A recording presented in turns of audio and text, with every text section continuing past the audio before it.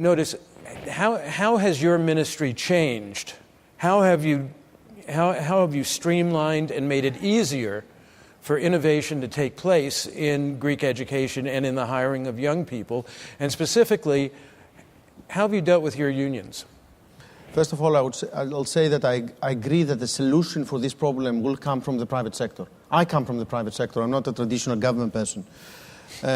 I think that the government can only do a couple of things. One is policies, make the country more open for investments and trade in a national or international level, fund initiatives, and we're trying to fund, for example, now initiatives at a European level through the youth initiatives and the youth guarantee for young people to get the kind of skills that the market needs for them to go into jobs, and also subsidize job creation at difficult times in a counter-cyclical policy to the extent that fiscal environment allows you to do so.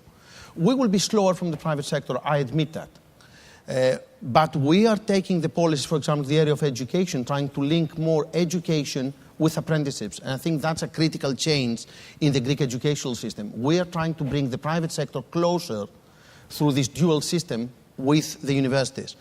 At the same time, we encourage people to attain education not only in the public sector. I mean, there's a very dynamic private sector of education in Greece and throughout Europe, and Greek students have always been very open in traveling around the world and get the skills, and they then come back to the country. And that has created a very well-educated workforce, which gives us hope that we can get through the crisis.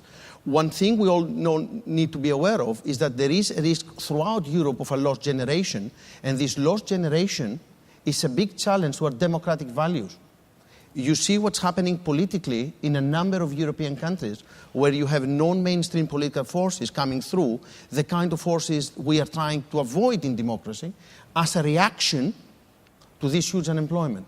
So I think in a European level and in a global level, we need to invest more to ensure that we don't have a lost generation.